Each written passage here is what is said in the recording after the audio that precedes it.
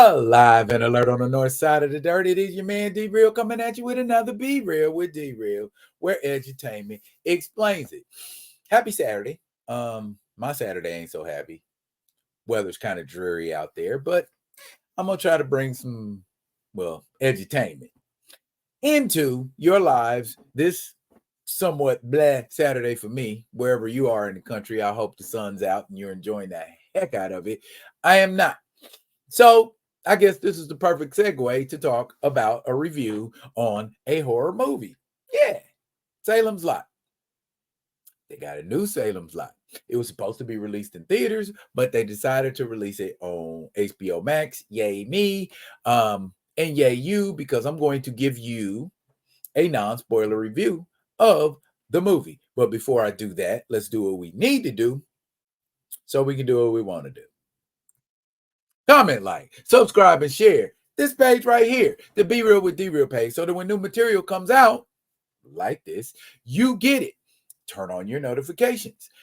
If you dig what a brother's shoveling, put some dirt in my bucket. Comment, like, subscribe, and share, because edutainment is what I do. I would also like to say, if you're gonna leave a comment, leave a respectful comment. If you don't like what I'm doing, just don't fool with it. But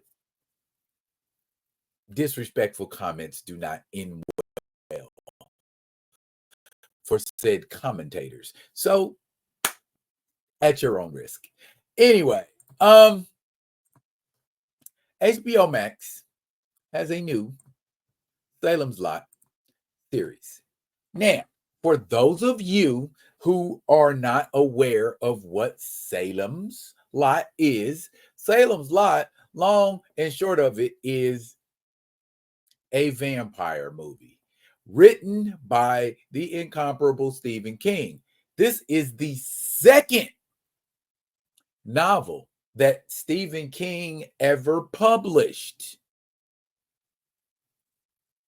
What was the first? Yeah, Carrie. But anyway, this is a story about basically an Austrian vampire who comes to a town in Maine called Jerusalem's Lot and starts making vampires. The vampires kind of slowly get out of control until a author by the name of Ben Mears, who's from there originally, comes back to the town, and him, along with a couple of other people, discover there are vampires creeping about in Salem's Lot. Now, Ben Mears has been played by several actors. In this particular movie, he is being portrayed by none other than Lewis Pullman. Who is Lewis Pullman, you might ask? Lewis Pullman is the son of Bill Pullman, who you might remember back in the day as president from Independence Day. Also in this show is Alfre Woodard. And Alfre Woodard is playing Dr. Cody, who in the original novel was a male. So kudos to the creators, Gary Dauberman, who is the director of this particular version, for making Jerusalem's Lot a little more diverse than what it was in the original novels. Also, too, keep your eye on that young fella right there. His name is Jordan Preston Carter, and he plays the role of Mark Petrie. Mark Petrie in the original Stephen King novel and in the first miniseries was a little Caucasian boy. But in this version, he is an African-American boy. And he is one of the first people who figure out there are vampires in this town.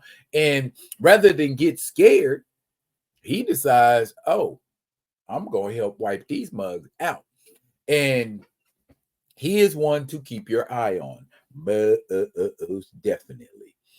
There is also an actor in this movie this fella by the name of Alexander Ward. He plays the role of Kurt Barlow, aka the vampire that's running around in Salem's Lot. And though he looks very similar to the original vampire, he's got a slightly different look. Let me see if I can find it for you. Yeah, I got the original Barlow. And he's not drastically different from that Barlow, but he's got a mouthful of sharp teeth rather than two big buck teeth, which I don't know, kind of makes sense if you're biting somebody and leaving them on. I don't know. Anyway, what makes this new version of Barlow creepy, he talks. He didn't talk or not discernibly in that original Salem Lot, and hearing him talk and knowing that all the vampires are mentally connected and what they see, he sees, what they know, he knows, and vice versa. So that's kind of a scary premise to think about. Vampires with a collective conscience. Similar kind of to Philadelphia. Shouts out to Rodney Barnes on that tip. Also, the actor Alexander Ward is also known for this guy. I don't fool with them kind of horror movies. But now that I'm looking at it, I'm like, yeah, he knows how to make himself look scary. But speaking of looking scary, Salem's Lot has a big creepy house. And those are the heroes who are preparing to deal with that big creepy house. Of the 5 heroes who go in to deal with the vampires, only 2 of them manage to survive, just like in the novel. I'm not going to tell you which 2 managed to survive. I'm just going to let you pull up and watch the movie. I'm telling you, it's a really good movie. It sticks very closely to the original novel. So people who get got in the novel get got in the movie, and people who don't get got in the novel don't get got in this movie. So I feel like Dauberman sticked a lot closer to Stephen King's original vision. There have also been 2 other versions of Salem's Lot. There's one that is called Return to Salem's Lot, which is supposed to be a sequel. But there are already sequels and prequels to Salem's Lot, if you want to read them, in Stephen King's anthology called The Night Shift. Also, a good read.